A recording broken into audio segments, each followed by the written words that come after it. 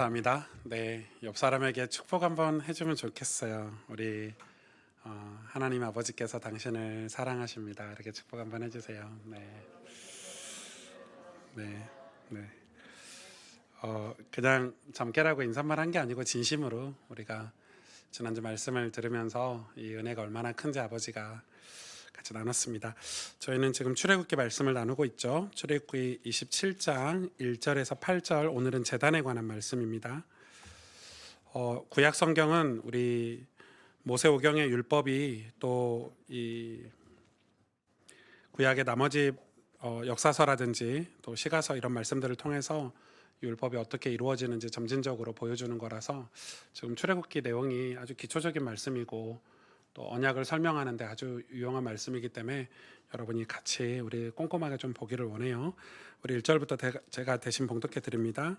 너는 조각목으로 길이가 5규빗, 너비가 5규빗의 제단을 만들되 네모 반듯하게 하며 높이는 3규빗으로 하고 그 네 모퉁이 위에 뿔을 만들되 그 뿔이 그것에 이어지게 하고 그 제단을 노수로 싸고 재를 담는 통과 부삽과 대야와 고기 갈고리와 불 옮기는 그릇을 만들되 제단의 그릇을 다 노수로 만들지며 제단을 위하여 노수로 그물을 만들고 그 위 네 모퉁이에 놋고리 넷을 만들고 그물은 제단 주위 가장자리 아래 곧 제단 절반에 오르게 할지며 또 그 제단을 위하여 채를 만들되 조각목으로 만들고 노수로 쌀지며 제단 양쪽 고리에 그 채를 꿰어 제단을 매게 할지며 제단은 널판으로 속이 비게 만들되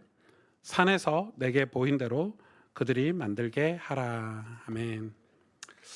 제단, 이제 성막을 제가 하나하나 설명을 하고 있는데 기회가 되면 또 성막을 보러 한번 가시죠.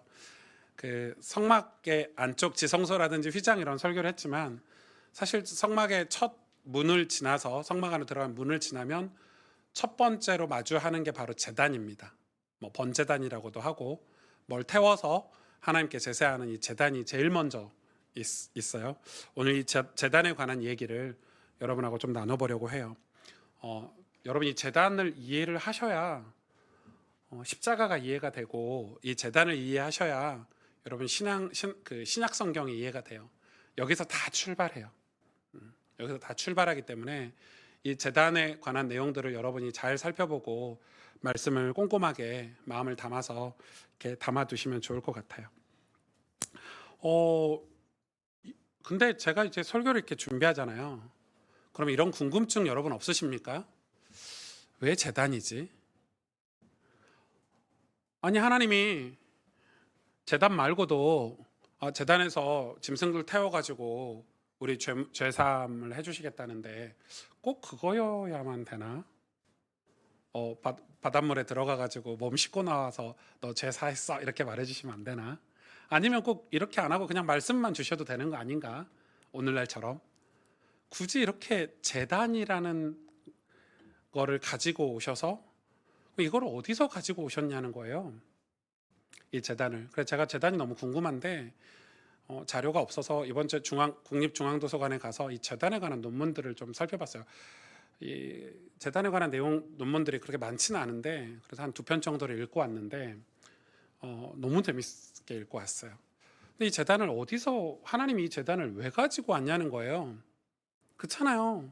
하나님이 그냥 약속하시고 말씀으로 또 죄 사하는 방식을 굳이 재단이 아니고 다른 방식으로 했어도 됐잖아요. 거기서 굳이 양을 잡고 소를 잡고 피를 흘리고 다 태우고 이런 거기서 네가 죄가 사한다는 거를 왜 이게 도대체 어디서 왔냐 했더니 그 당시 고대 근동 지방에서 이방신을 섬기는 방식이에요. 그걸 하나님이 그대로 가지고 오셨어요.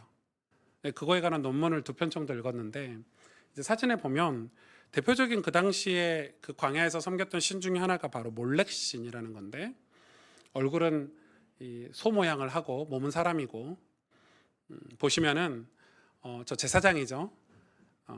우리 기독교 성경의 제사장 아닙니다. 이방신의 제사장이 뭘 바치고 있죠? 손에 아기, 예, 아기를 바치고 있죠. 다른 사진 보여주실래요? 근데 이게 이제 그때 당시를 고증해 가지고 그린 그림인데 실제로는 이게 더 맞아요. 이 몰렉신도 뭘 태워서 드리는 제사를 드리는데 이 저 몰렉신 앞에 불을 계속 태워서 손을 달궈요. 알죠? 이렇게 얘가 살아 움직이는 게 아니잖아요. 동상이잖아요. 놋이란 말이에요. 놋 저것도.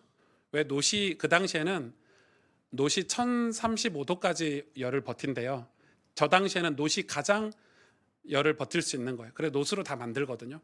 근데 저 손이 달궈진 거기다 아기를 그대로 산채로 올려요. 별로 끔찍한 게 여러분 아이를 올린다고 생각해 보세요. 거기서 그 고통을 다 느끼면서 타겠죠.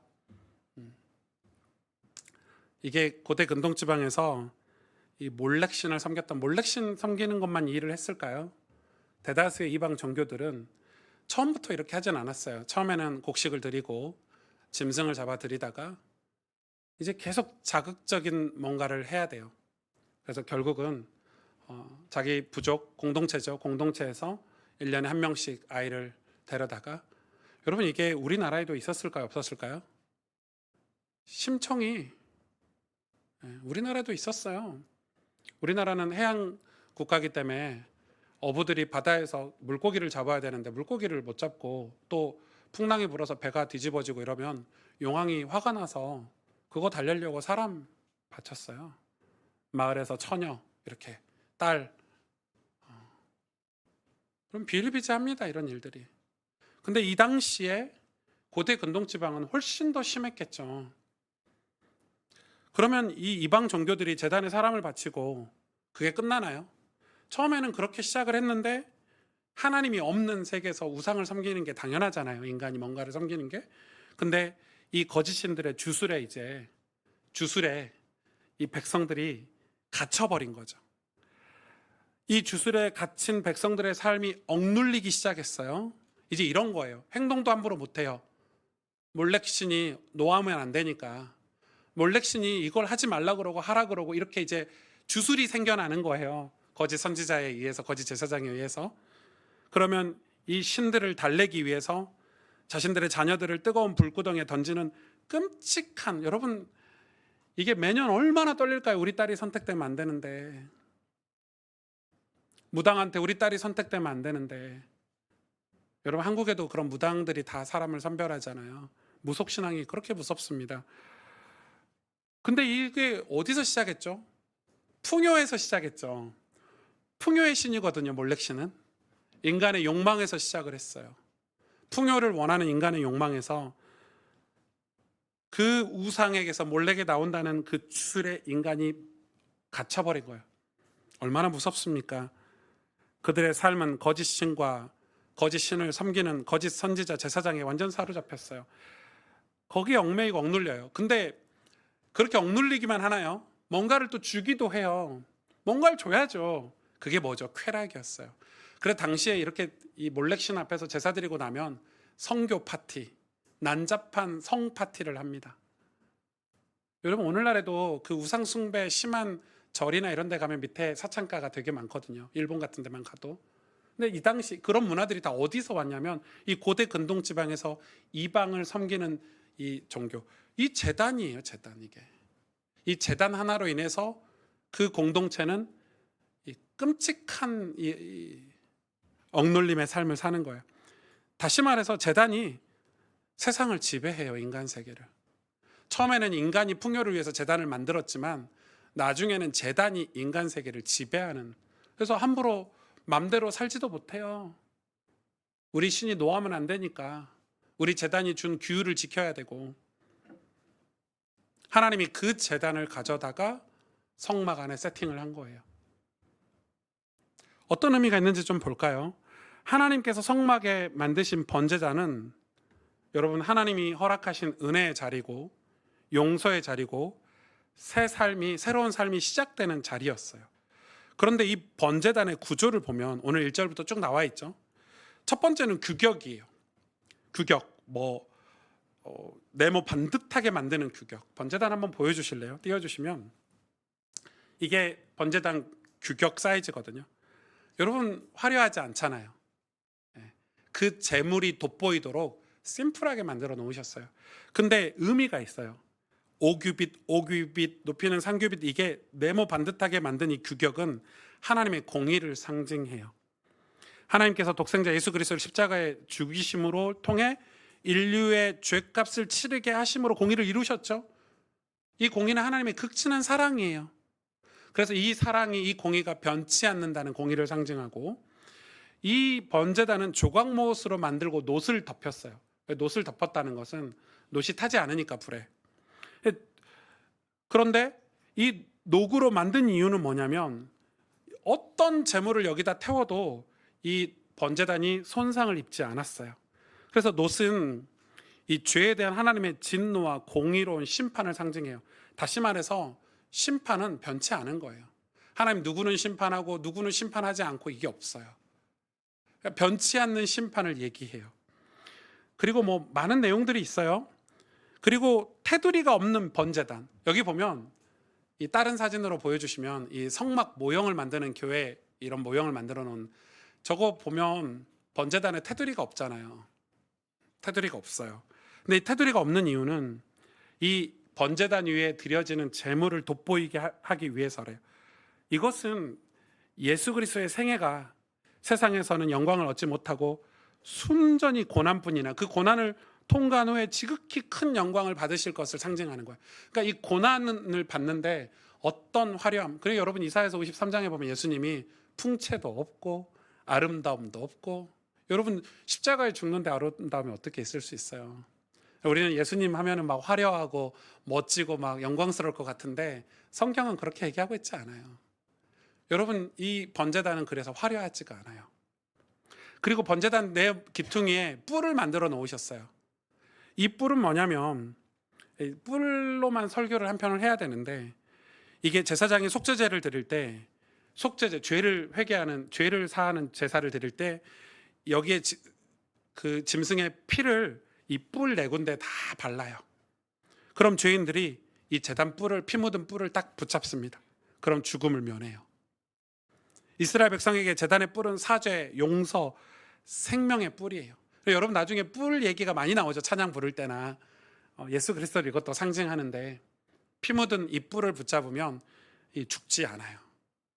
그러니까 이런 번제단에 관한 의미들이 많아요. 그리고 저 옆에는 번제단을 올려놓는 토단이 있어요. 토단.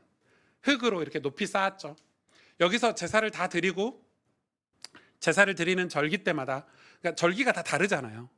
제사도 다 다르고, 그때마다 나팔을 불어요. 여기서 나팔을 왜 불죠? 여기 들어오는 공간은 한정돼 있고 밖에서 백성들이 어떤 제사를 드리는지 모르니까 나팔을 통해서 어떤 절기, 어떤 제사인지 알리는 기능을 해요. 다 들으라 이거죠. 무슨 일이 벌어지고 있는지 성막에서. 그래서 이 높이 토단을 쌓아가지고 저 옆에서 나팔을 이렇게 부는 역할을 해요. 모든 성도들이 듣도록. 자, 이 성막의 입구를 지나서 가장 마주하는 게 번제단인데 왜일까요? 여러분 이제 저를 보시고 왜일까요? 첫 번째가 번제단이에요. 성막에 딱 들어갔을 때 첫 번째가. 아니 지성소도 있고 다른 뭐 많은 장치들이 있는데 성막에 들어가자, 문을 통과하자마자 제일 먼저 있는 게 이 번제단이에요. 제단이에요. 하나님 거룩하신 분이기 때문에 죄가 있는 인간은 아무 준비 없이 하나님께 나갈 수가 없어요. 하나님 만날 수가 없어요. 하나님 임재 가운데 갈 수가 없어요. 그래서 제단에서 피 흘림이 있어야 돼요. 피 흘림이 있어야 죄사함이 있거든요. 히브리서 9장 22절에 피 흘림이 없은즉 사함이 없느니라. 여러분 이런 성경은 암송하시면 좋겠죠. 죄의 싹은 왜요? 사망이에요. 죄는 죽음으로서만 해결이 돼요. 그러니까 피 흘림이 없은즉 사함이 있을 수가 없어요. 그럼 이 제단은 뭘 상징하죠? 예수 그리스도를 상징하잖아요. 여러분 우리가 죽어야 돼요. 죄 때문에. 그래서 이방 신들에게 바치는 것들은 생명, 살아있는 자기 자식들을 바쳤지만 하나님은 우리에게 그걸 원치 않아요. 이 제단의 내용이 완전히 바뀌길 원하셨어요. 그런데 이 제단의 내용이 무엇입니까? 여기서 양을 잡고 하나님이 명령하신 소를 잡고 피를 흘려서 불을 태워서 하나님께 제사를 드리는데 그 모든 제사가 다 뭘 가리키고 있습니까? 예수 그리스도를 가리키고 있잖아요. 우리가 하나님 앞에 나아갈 수 있는 유일한 길은 예수 그리스도의 피, 보혈의 피, 다시 말해서 정확히 말하면 그분의 대속을 통해서만 하나님께 갈 수 있어요. 하나님은 짐승을 죽여라, 너희 자식을 죽여라, 그러면 내가 너희에게 복 주겠다가 아니라, 하나님은 그런 거짓신이 아니죠. 이 번제단에서 드리는 이 제사는 하나님이 우리를 구원하시겠다는 당신의 약속이에요. 그 약속이 뭐였습니까? 독생자 아들 보내시겠다는 거잖아요. 악한 영들은 사람의 자식들을 죽이게 만들었지만 하나님은 당신의 독생자들을 이 번제단에 태워서 십자가에 죽여서 우리를 다 살리겠다고 하셨잖아요. 우리에게 자유하게 하셨잖아요. 그래서 이 번제단은 바로 하나님의 사랑이자 공의의 출발선이에요. 그래서 이 번제단은 죄사함만 있는 게 아니에요. 죄사함 받고 지성소로 나아가서 하나님의 임재를 경험하게 하는 시작점이 번제단이에요. 팀 켈러 목사님은 이 번제단을 복음의 시작점이라고 얘기했어요. 번제단이 복음의 시작점, 제단이 복음의 시작점이에요. 제단을 통해서 하나님께 나아갈 수 있기 때문에 여기서 죄사함 받고 하나님께 나아가는 것, 하나님 앞으로 가는 것, 로마서 12장 1절 볼까요? 엄청 중요한 성경이에요. 이제 해석이 돼요. 너희 몸을 하나님이 기뻐하시는 거룩한 산 제물로 드리라. 신약 성경에서 그것도 사도 바울이 몸을 제물로 드리라. 우리 몸을 태워서 죽이라는 건가요? 이거 어떻게 해석이 되죠? 이제 해석이 되죠. 예수님이 십자가에서 휘장을 찢으시고 번제단이 되어 주셔서 하나님께 갈 수 있도록 우리에게 길을 열어 주셨잖아요. 산 제물로, 살아있는 제물로 하나님께 가라는 거예요. 너희 몸을 십자가를 통과해서 하나님께 가라는 거. 왜요? 하나님께 붙어야 요한복음 15장에 나는 포도나무에 너희는 가지니 열매를 맺는다고 하잖아요. 하나님께 붙어 있어야 우리가 살 수 있어요. 하나님께 붙어 있어야 우리가 하나님의 성품을 받을 수 있고 하나님께서 약속하신 복들을 받을 수 있는데, 그래서 너희의 산 제물로 하나님께 너희 몸을 드리라는 거예요. 너희 몸을 태워서 죽이라는 게 아니고 하나님께 너희 몸을 가지고 가라는 거예요. 이제 길이 열렸으니까 그게 예배다 가르쳐 주는 거예요. 그게 로마서의 핵심 내용이에요. 그게 하나님 기뻐하시는 예배래요. 제가 오늘 말씀 준비하는데 이 말씀 설교 준비하다가 고민이 생겼어요. 그럼 오늘날 우리가 드리고 있는 이 가스펠 교회 공동체 예배가 전 너무 고민이 돼요. 저도 고민이 돼요. 나는 이 예배를, 이 지금 주일날 이 예배를 예수 그리스도로 말미암아 드릴 수 있는 이 예배를 어떤 전통, 관습, 이 예배 드리고 오면 다 됐어, 이게 진짠가? 우리가 이렇게 모여서 예배하는 게 너무 좋고 행복하긴 한데 이 예배가 과연 하나님을 만나게 하는 예배인가? 이 예배가 과연 우리의 삶에는 어떻게 연결이 되는가? 여러분, 그게 너무 고민스러웠어요. 번제단에서 제사 드리고 제사함 받았다고 좋아하면서 이스라엘 백성들은 세상으로, 쾌락으로, 우상으로 갔단 말이에요. 그게 구약 성경 내내 이스라엘 백성들이 하나님 앞에 범죄한 내용이잖아요. 에스겔서에도 말씀하고 계시고 예레미야에도 말씀하고 계시고 이사야에도 말씀하고 계시는 내용이잖아요. 너희가 성전 뜰만 밟고 가는구나. 제사만 드리고 가버려요. 제사함만 받았다고 해서 마치 구원파처럼 다시 쾌락으로, 세상으로, 우상으로 돌아가 버려요. 이 번제단은 제사함 받고 어디로 가라고요? 제사함 받았으니까, 이제 죄 씻김 받았으니까 하나님을 만날 수 있잖아요. 하나님 임재로 갈 수 있잖아요. 근데 이스라엘 백성들이 가질 않았어요. 그래서 하나님이 난 너희들을 모른다. 너희가 누구냐? 혹시 우리가 그런 예배를 드리고 있지는 않는가? 하나님과 아무런 교제가 없는, 아무런 상관이 없는 그런 형식적인 예배를 드리고 있지는 않는가? 여러분, 기독교는 종교가 아니고 복음인데, 이 복음은 하나님을 사랑하고 하나님을 사랑하면서 우리가 하나님을 사랑하게 돼서 우리의 마음이 변화되고 심령이 변화돼서 이웃을 사랑하는 삶이라고 예수님이 가르쳐 주시잖아요. 거룩도 마찬가지죠. 거룩으로 시작해서 희년제도로 끝나거든요. 레이기에 거룩장이, 성결 예식장이. 여러분, 구별되는 거에서 끝나는 게 거룩이 아니에요. 구별되고 나서 희년제도는 뭡니까? 노예들을 해방시켜주고 고아와 가부들을 위해서 음식을 나눠주는 거 아닙니까? 구별된 우리가 그 불쌍하고 죽어가는 영혼들을 품는 것까지가 거룩이라고 성경은 가르쳐 주는 거예요. 죄사함 받았는데 거기서 끝나지 않아요. 하나님을 만나야 돼요. 마주해야 돼요. 왜냐? 우리가 하나님의 자녀이기 때문에, 아버지라고 부르고 있기 때문에 하나님 우리에게 주실 게 너무 많아요. 우리를 변화시킬 게 너무 많고 기대가 되지 않습니까? 번제단 하나님과 우리 사이에 죄로 막힌 담을 허물고 그 담이 허물어졌으면 이제 아버지께로 가는 거예요. 그런데 종교는 그 담을 허무는 일에 관심이 많아요. 어떻게 허물었냐? 지금도 신학계에서는 신학자들이 이거 갖고 싸우는 거예요. 저는 신학을 되게 좋아합니다. 그러나 실제로 여기에 머물러 있는 신학자들이 많아요. 도대체 담은 어떤 담이냐? 어떤 모양이냐? 중요합니다.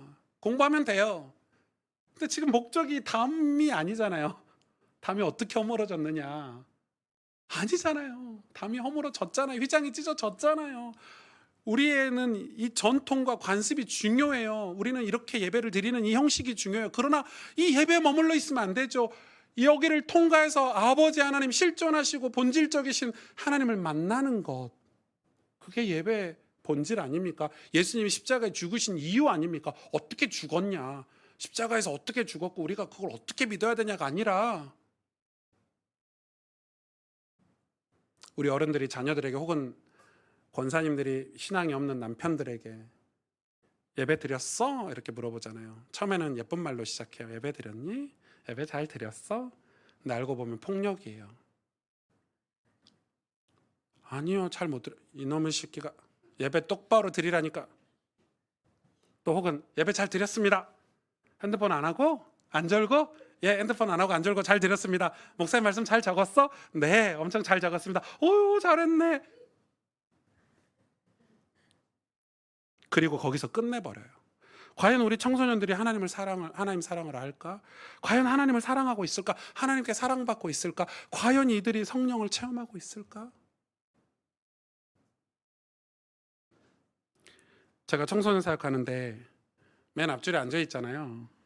맨 앞줄에 앉아 있는 청소년들이 눈에 들어오잖아요. 그 중에 한 놈이, 죄송합니다, 이제 성인이 됐을 것 같은데, 그분이 계속 이렇게 조는 거예요. 민망할 정도로. 우리가 스텝 보내서 깨웠어요. 계속. 제가 그 친구가 궁금했어요. 실험 사역자니까. 그 친구 갑자기 이제 목사님 설교 다 하고 가는데 갑자기 눈을 팍 떠더니 옆에 있는 친구 노트를 뺏어가지고 막 지 거에 베껴 적더라고요. 제가 몇 번 누군지 알잖아요. 그리고 나중에 가서 명찰을 확인하고, 제가 마지막 날 그 방장들이 아이들 신앙 다 적어갖고 보고를 하잖아요. 그 친구 방장 거를 보고를 받았어요. 에이뿔 크리스찬이에요. 아주 신앙 좋은 아이예요. 열심히 베껴서 적어서 냈으니까, 그거 읽었으니까. 오늘날 우리 신앙은 너무 자기중심적이에요. 즉 자기 검열적 신앙이 너무 강해요. 내가 예배했나? 잘했나? 그러면은 잘했으면 복 받고 못 드렸으면 벌 받고, 그리고 기분이 좀 좋으면 성령 충만한 것 같고, 너무 다 자기 검열적 신앙을 가지고 있어요. 그런 사람들은 평생 자기에서 벗어나질 못해요. 아버지가 없어요. 하나님이 안 계시다고요. 모든 기준이 자기니까 자기 검열적 신앙을 가지고 있어요. 예배 드렸어? 똑바로 드렸어? 안 졸았네? 괜찮네? 아니요. 조는 아이들에게도 하나님의 은혜를 베푸실 수 있고, 다윗이 광야를 지나서 믿음의 성장을 했던 것처럼 우리도 광야를 지날 수도 있잖아요. 아닌가요? 항상 누군가의 기준에 맞춰서 예배드려야 되나요? 항상 목사님 기준에 맞아야 되나요? 항상 엄마 아빠 기준에 맞춰서 예배드려야 되나요?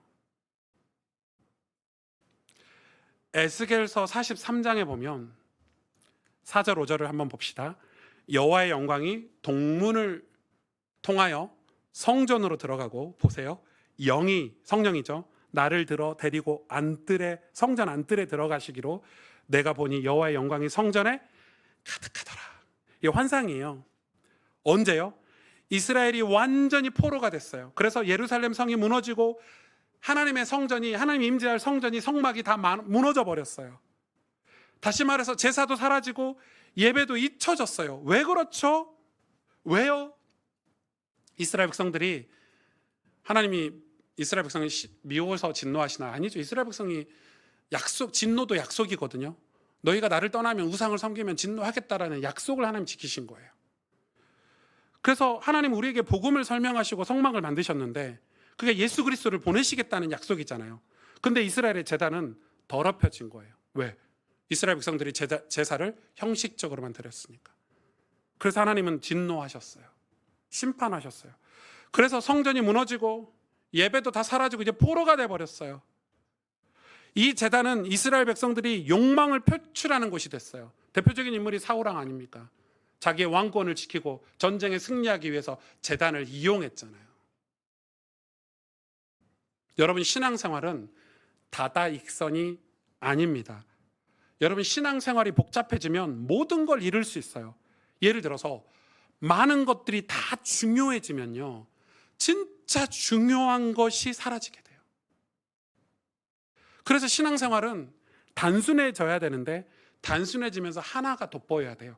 그 하나가 바로 하나님께 나아갈 수 있는 예수 그리스도의 복음이라면 베스트. 여러분, 복음이 여러분 삶에 남아야 돼요.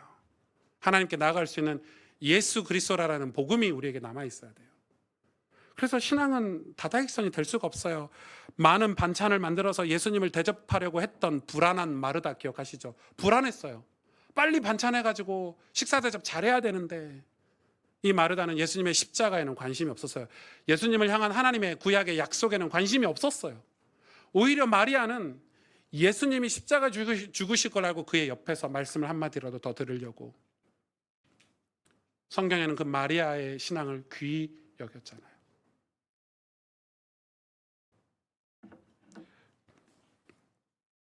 예수님을 사랑하고 그분이 내 안에, 내가 그분 안에 계시는 게 중요해요.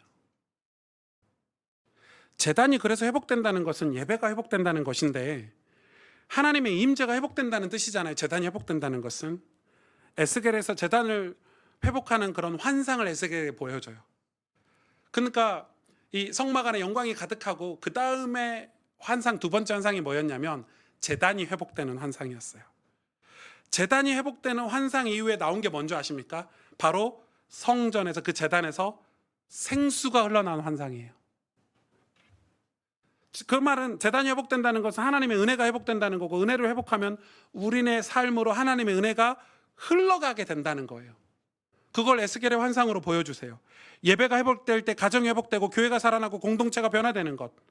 십자가는 고통이고 십자가는 고난이지만, 번제단은 끔찍한 곳이지만 거기에 예수님이 히브리서에 단 한 번의 제사로 그 고통, 그 고난 예수님이 짊어지셨으니 너희는 그걸 믿음으로 받아들이고 이제 사랑하라고, 하나님을 사랑하고 이웃을 사랑하라고, 흘러가는 생수가 되라고 우리에게 말씀해 주시는 거예요. 그럴 수 있는 신분과 그럴 수 있는 놀라운 복을 우리에게 허락하신 거예요.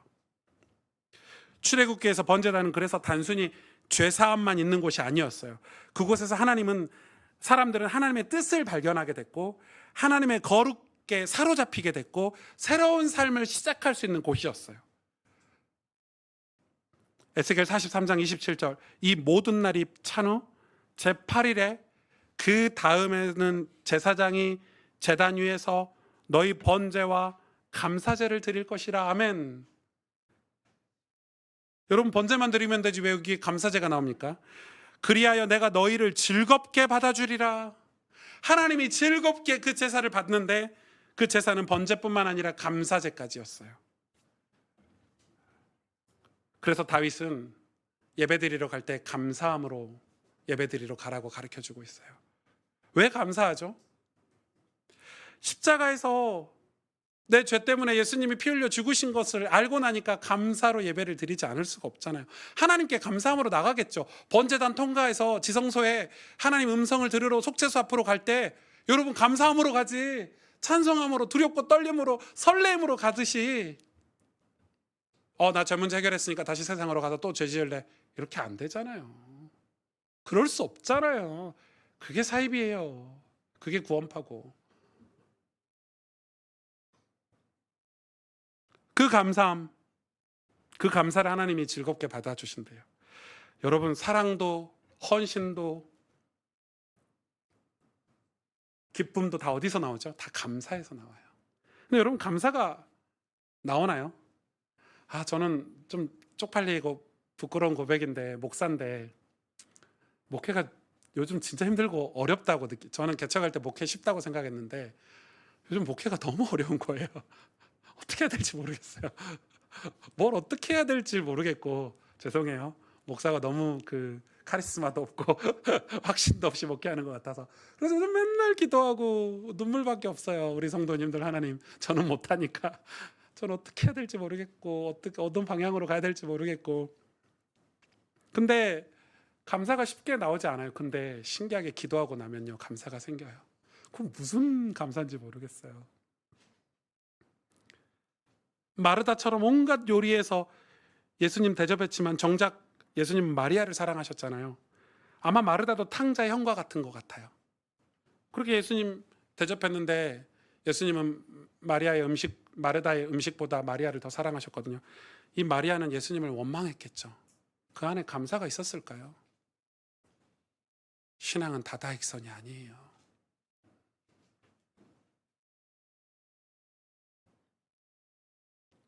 성도 여러분, 그래서 제단이 내 삶에 세워져야 되는데 이 제단이 바뀌면 우리 삶도 바뀌어요.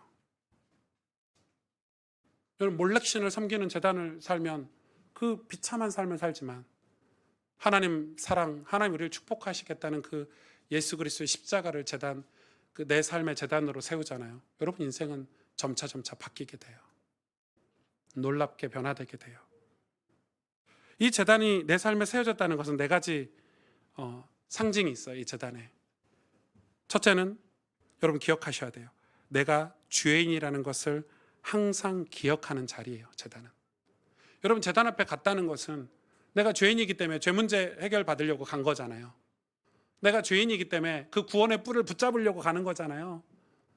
그래서 내가 죄인이라는 걸 항상 기억하는 자리가 바로 제단이에요. 그리고 두 번째, 여기는 거기서 끝나지 않아요. 예수 그리스도를 경험하는 자리예요. 아멘. 예수님이 이미 십자가에서 피 흘려 죽으시고 희생 제물이 되셔서, 마지막 희생 제물이 되셔서 끝내셨잖아요. 휘장을 찢으셨잖아요. 그분을 만나는 자리예요, 번제단은. 그리고 세 번째는 그렇기 때문에 감사가 회복되는 자리예요. 이 감사, 이 구원의 감사, 이 말로 할 벅찬 이 감사, 그리고 마지막은 사랑이 흘러나오는 자리예요. 생수가 흘러나오는 자리예요. 에스겔의 환상처럼 성소에서부터 흘러나오는 그 생수. 에스겔 42장 12절 보세요. 강 좌우가에는 각종 먹을 과실나무가 자라서 그 잎이 시들지 아니하며 열매가 끊이지 아니하고 달마다 새 열매를 맺으리니. 그 이유가 뭐예요? 그 물이 성소를 통하여 나옴이라. 아멘. 그 물이 성소를 통하여 나옴이라. 그 열매는 먹을 만하고 그 잎사귀는 약재료가 되어 이 성소에서부터 십자가를 통과하고 예수님을 경험하고 감사가 회복되고 나온 그 물은 우리죠. 우리가 생수죠. 그 물은 가는 곳마다 열매 맺게 하는 거예요. 살아나게 하는 거예요. 이 물이 가는 곳마다, 이 물이 어디서 나와야 된다고요? 성소에서, 이 번제단에서 나오는 물이어야 돼요. 저는 우리 가스펠 교회가, 우리 교회가 온전한 예배가 세워지기를 바라요. 제가 개척 처음 시작했을 때 우리 개척 멤버들 기억하실 거예요. 앞으로 한 10년은 예배만 드립시다. 왜냐하면 그때 개척한다고 찾아온 분들이 뭘 할 수 있는 상황이 아니었어요. 개척교회가 뭘 할 수 있겠어요. 그래서 우리는 진짜 예배 드리는 것만큼 진심입시다. 전 예배는 진심이었어요. 근데 이 예배가 형식과 제도가 되면 안 되잖아요. 물론 형식과 제도가 필요합니다. 필요해요. 그러나 오늘 본문에 의하면 이 모든 하나님이 출애굽기에 혹은 레위기에 번제단에 관해 형식과 제도를 만들어 주신 게 형식과 제도처럼 보이지만 다 뭘 상징하죠? 예수 그리스도를 상징하잖아요. 그래서 우리의 진정한 형식과 제도는 예수 그리스도예요. 즉 예수 그리스도가 없는 예배는 죽은 예배이고 예수 그리스도가 없는 신앙은 죽은 신앙이에요. 아무리 띠깔나게 신앙생활 잘해도 예수가 없는 교회는 죽은 교회예요. 우리의 번제단은 바로 예수 그리스도예요. 그걸 예수님을 통과해서 지나가야 아버지 하나님께 나아갈 수 있어요. 여러분 삶에 번제단을 세워야 돼요. 여러분 가정에 번제단을 세워야 돼요. 번제단 세우라 그랬더니 아침에 학교 가는 애들 붙잡고 찬송가 3곡씩 4곡씩 부르고 설교 1시간씩 하고 애 지각하고 막 그런 예배 형식을 말하는 게 아니에요. 그 예배가 필요하지만 가정 예배가 필요할 때가 있거든요. 가정 예배가 예수 그리스도를 얘기하는 거예요. 우리 엄마에게 아빠에게 예수님이 번제단으로 있는 신앙, 그걸 통과해서 우리가 생수가 되는 거예요. 예수 그리스도가 우리 삶에 다시 회복될 때 그분으로 말미암아 우리는 다시 하나님과 교제가 시작될 수 있어요. 하나님 아버지께 가까이 갈 수 있어요. 일어나서 아버지께 갈 수 있는 거예요. 아버지 뜻을 알 수 있어요. 아버지가 우리를 얼마나 사랑한다는 걸 알 수 있고 내가 힘이 없고 연약하지만 아버지의 도움으로 일어설 수 있다는 걸 알 수 있어요. 아버지의 도움으로 죽음과 같은 저주와 같은 내 인생이 변화될 수 있다는 것도 알 수 있어요. 왜? 하나님은 그런 분이시니까. 우리를 살리시는 분이시니까. 우리의 인생을 변화시키시는 분이고 우리의 운명을 바꾸시는 분이시니까. 이 예수 그리스도라는 제단을 통해서 우리가 하나님을 온전히 예배하고 하나님을 섬길 때에 우리 교회와 가정이 회복되고 우리 인생도 바뀌는 거예요. 여러분 우리 삶에 특히 우리 마음속에 이 제단이 다시 세워지기를 원합니다. 예수 그리스도라는 제단이 우리 가스펠 교회에도 세워지기를 원합니다. 이 그리스도를 통과해서 우리는 아버지께 갈 수 있는 자유가 생긴 거예요. 그 아버지가 나와 동행하시고 그 아버지의 뜻에 순종해서 살아가는 우리의 삶이 생수가 되어서 우리 그런 능력 있는 권능 있는 그런 성도의 삶을 살 수 있는 거예요. 함께 기도하겠습니다.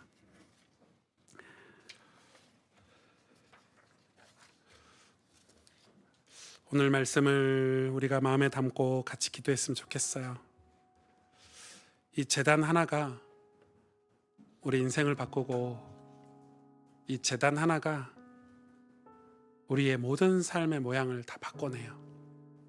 근데 이 제단이 힘들잖아요. 여러분 욥이 다 타버린 제 위에서 하나님께 회개하죠. 기억하십니까? 욥이 다 타버린 불로 다 타버린 자식들은 다 죽고 끔찍한 그 제 위에서 하나님께 회개해요. 그때 고백하죠. 내가 정금과 같이 주님께 나아가겠다. 이 말은 내가 열심히 신앙생활하고 경건생활해서 멋진 모습을 하나님께 나아가겠다는 게 아니에요. 예수님의 십자가를 경험하고 나가겠다 이 말이에요. 예수님의 십자가를 경험하는 게 단련받는 거예요. 그게 정금이 되는 거예요. 다윗이 광야를 지나서 하나님 앞에 예배자가 됐던 것처럼 예수 그 이름으로 하나님 우리의 모든 걸 바꾸시려고 하나님은 예수님을 우리에게 보내주셨어요.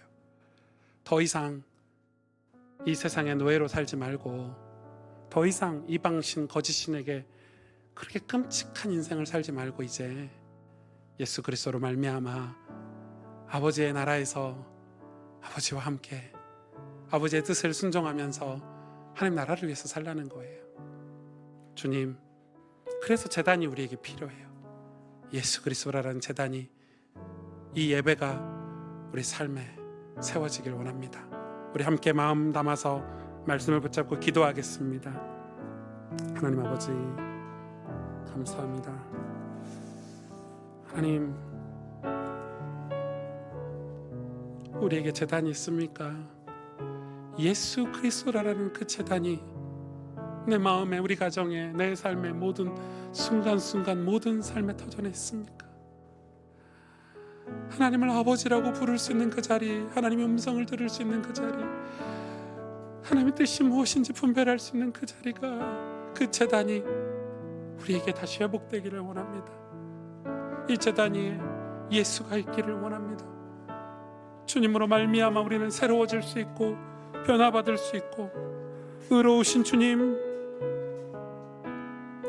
나의 의로움이 되신 주님, 상한 마음을 가지고 우리의 모든, 주님 앞에 나가서 우리의 모든 괴로움을 바꿀 수 있는 아버지 하나님, 이 번제단을 통해서 하나님 앞에 나아갈 수 있는 담력을 우리에게 허락하셨사오니, 주님, 우리의 삶이 이제 이 제단을 쌓는 삶이 되기를 원합니다. 주님,